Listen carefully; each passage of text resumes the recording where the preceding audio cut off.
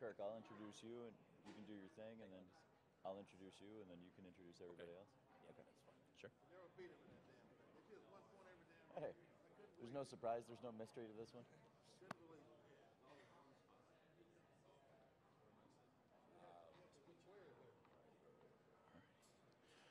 Ladies and gentlemen of the media, we're joined in the main interview room right now by Oscar Robertson, Creighton head coach Greg McDermott, Doug McDermott of Creighton, and the president of the U.S. Basketball Writers Association, Kirk Wessler.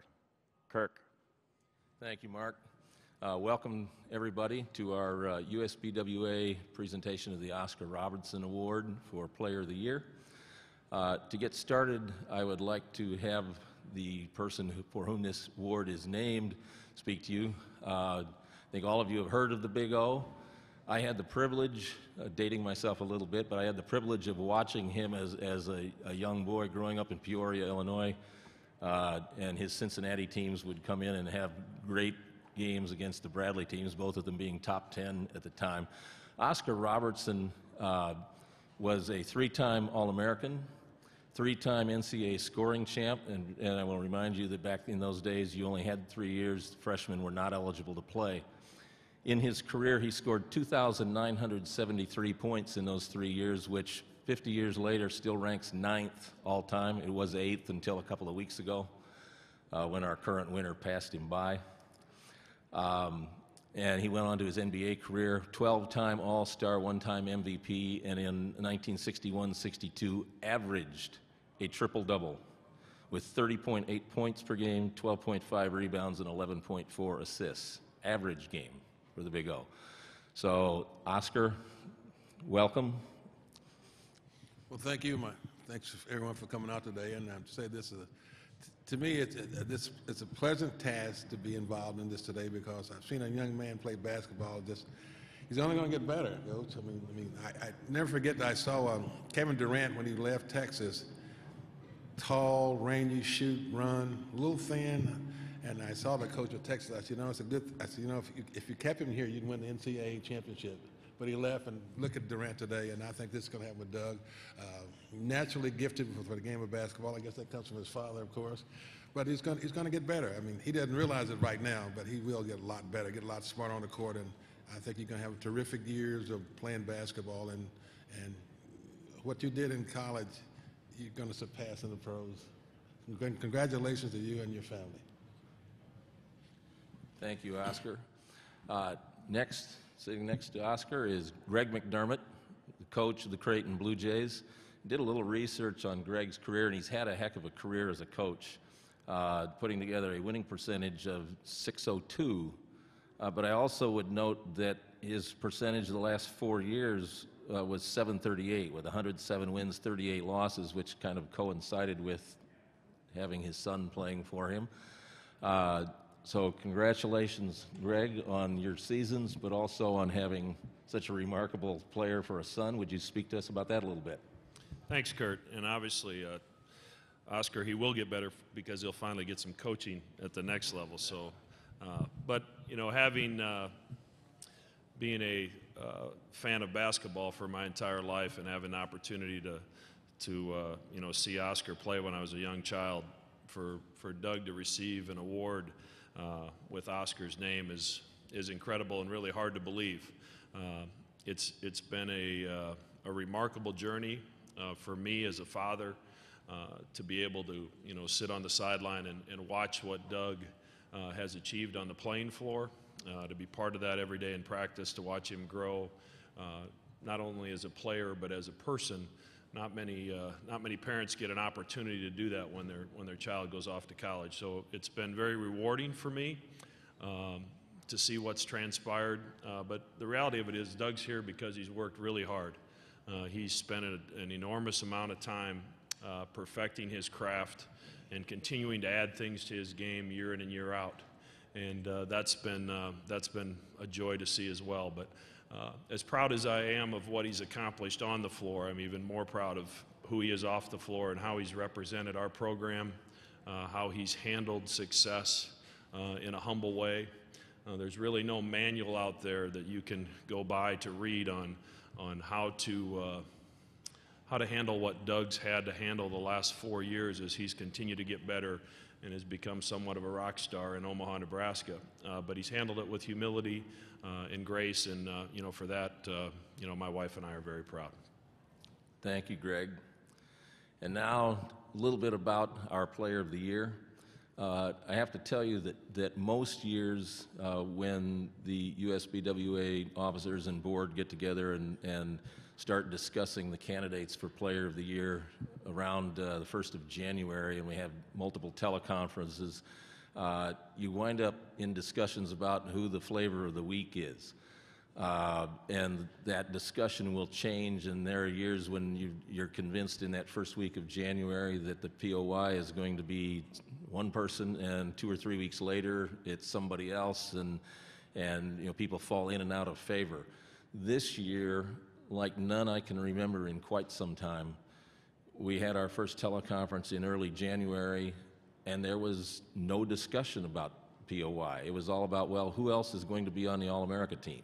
And it stayed constant like that in each of our discussions. It was really quite remarkable.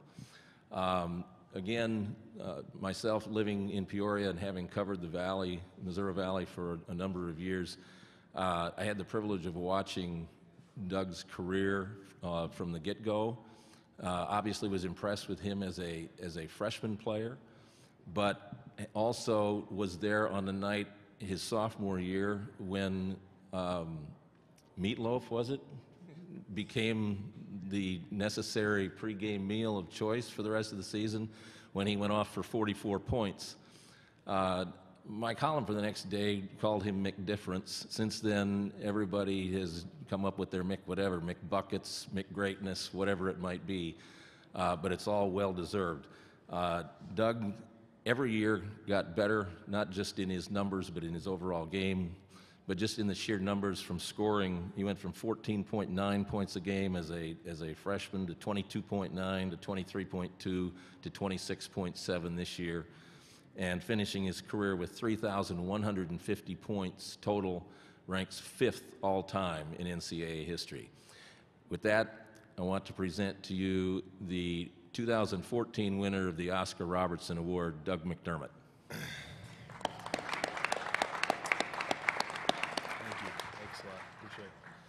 Thanks, Kirk. This is obviously an unbelievable honor.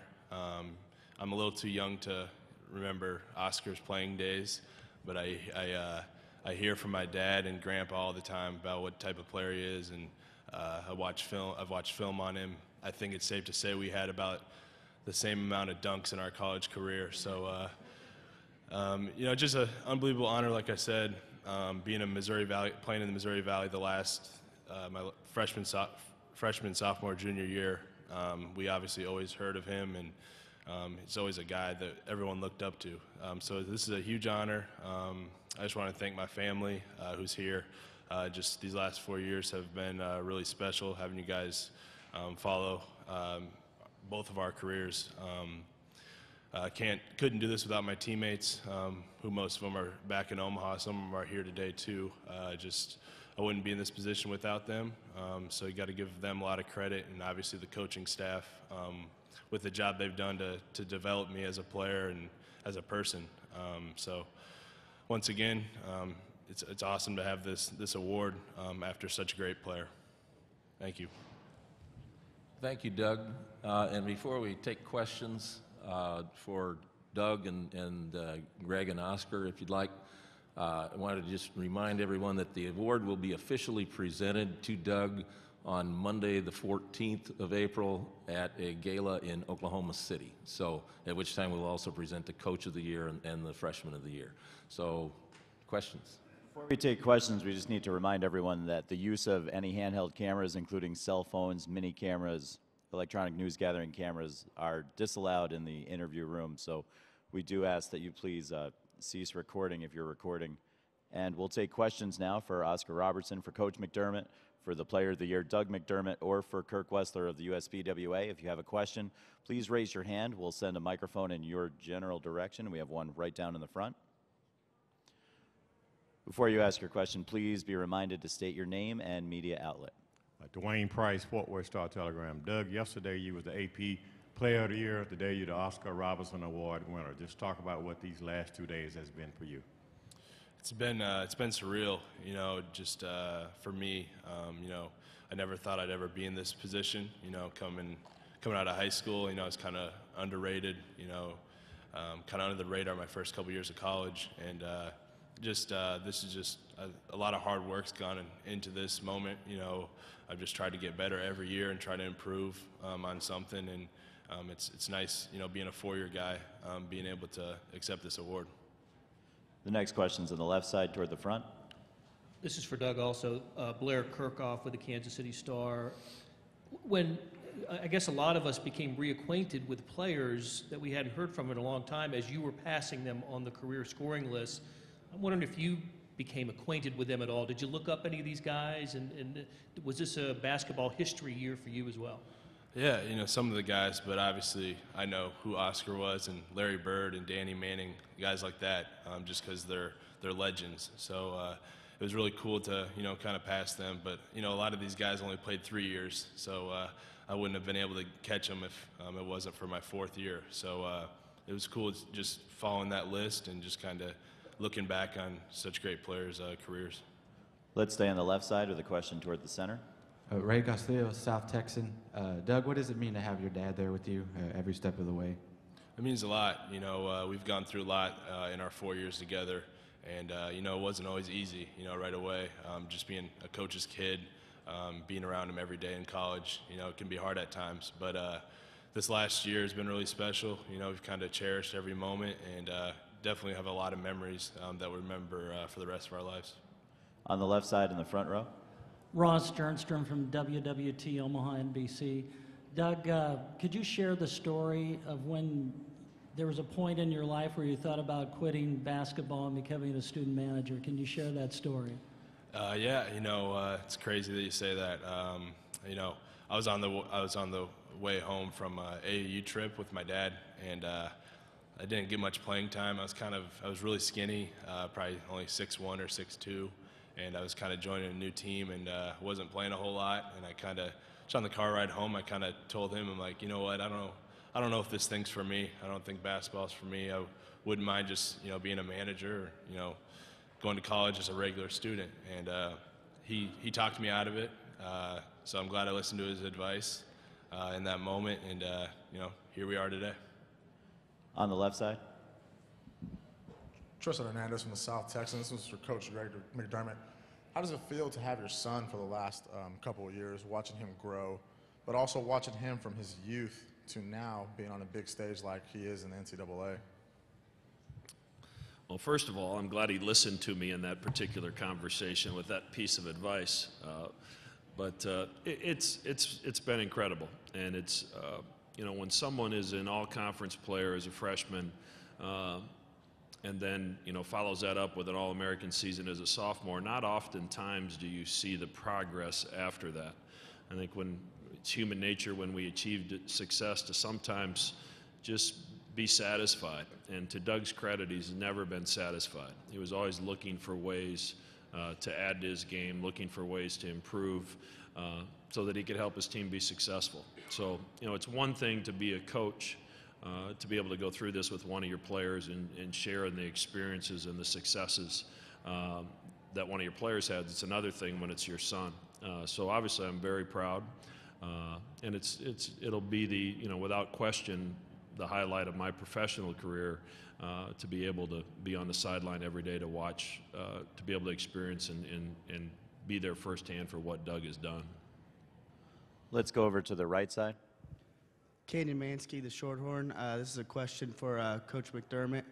I saw you get emotional in the locker room after you all lost to Baylor with you attributed all your seniors. And talk about kind of the emotions that was running through your head right there, especially when you got last to Doug at the end. Well, you don't, as a coach, when you're in that situation, when you have a team like we had, you don't prepare yourself for a loss. You don't think about what you're going to say when it's over because you don't want to jinx yourself and have it be over. So obviously that was a difficult time for all of us in the locker room because something that was very special was coming to an end, and the 4 seniors in particular have done a lot in their own way to help us elevate the program at Creighton. And you don't want the last memory to be, a bad loss in the NCAA tournament. So, my charge at that time was try to get them to think about anything else besides what happened. And obviously, when I got to Doug, that's a tough one because we've shared, as Doug said, the first year it wasn't easy. I'd never coached my son, and he'd never played for his dad. So there was some challenges there as our family tried to figure out the dynamics of how this is going to work. But the last 3 years have been really special, and it was important that he knew that I appreciated everything that he'd done for our program, but more importantly, the way he's represented our program, the city of Omaha, and our family during the course of his career. The next question's on the center aisle to the left side. Skylar Dixon with the Associated Press. Doug, you mentioned that some teammates are here and the rest are back in Omaha. Is it tough not to be here with all of them with a job to do? It really is. This is obviously a dream of mine to be able to play in a Final Four, and that didn't happen. But we can't let that affect on, what we did in our 4 years. But Ethan Raggi was in the three-point shootout last night. Didn't make it past the first round, and me and Grant Gibbs were there supporting him. So it's cool to be here. Obviously, we'd love to play in it, but it's cool enough just being here. On the left side in the front row. Ross Sternstrom from Omaha, WWT-NBC. This question is for Oscar Robertson. Oscar, how does Doug's game, the fact that he's gone 4 years to college, how does his game transfer to the NBA? What do you think? I think he's going to be a more mature player. I personally believe that players come out after 1 year don't mature enough. They don't understand the game, the fundamentals of the game. You need the experience, and he has that. And he doesn't know it, as I said before. He doesn't know that he's going to get a lot better. He's got all the tools. He can shoot it. He can put it on the floor. He's got a lot of intelligence about the game. And now his challenge is just going to be he's going to meet a lot of great players, and which is going to make him a lot better. I don't think you can play against weak players and become better. I think you need the ultimate competition. And in the NBA, a lot of people don't think they play a lot of defense. They'll think they do a lot of things, but believe me, they do. And they're a little rougher too.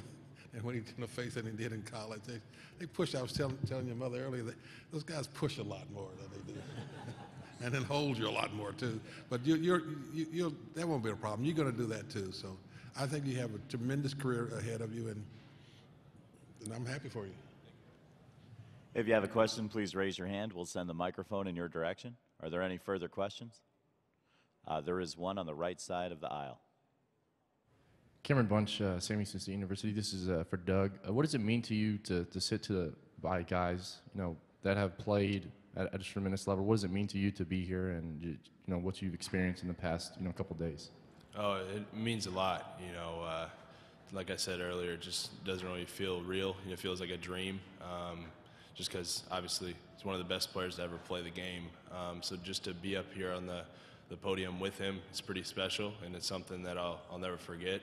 And it's definitely a lot of motivation, moving forward, knowing that I'm up here with him right now. I'm just going to continue to work hard to continue to have moments like these. Any further questions? There's one on the left side toward the center.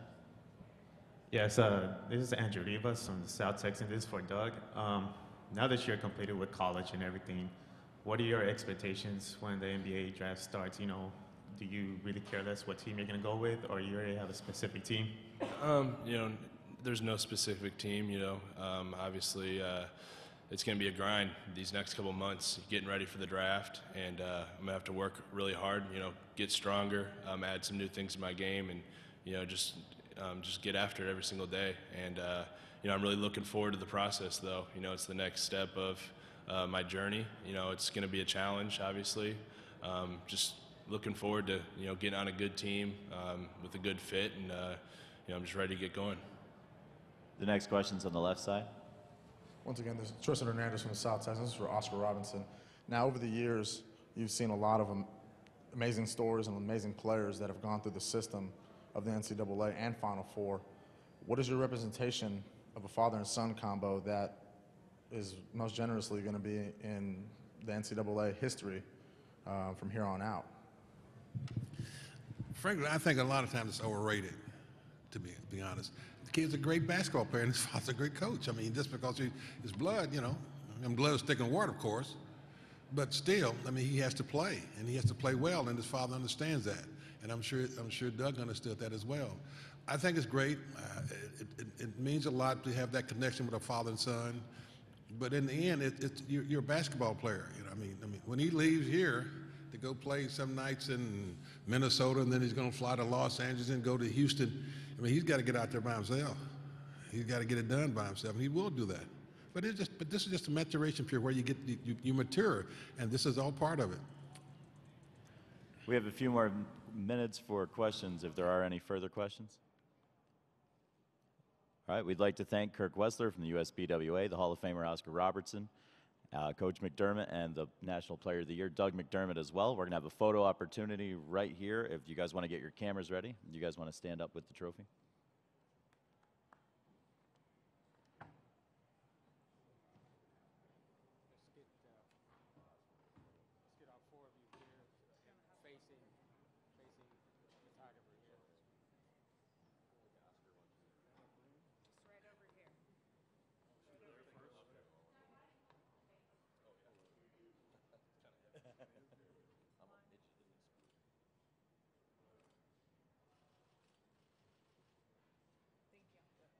Let's get Doug and Oscar together.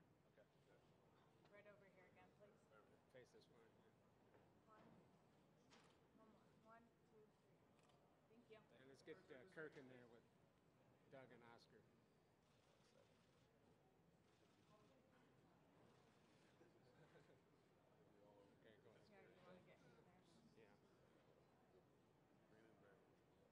stop, man. If he wants it. Yeah. No, all right, one more over here. One more this way.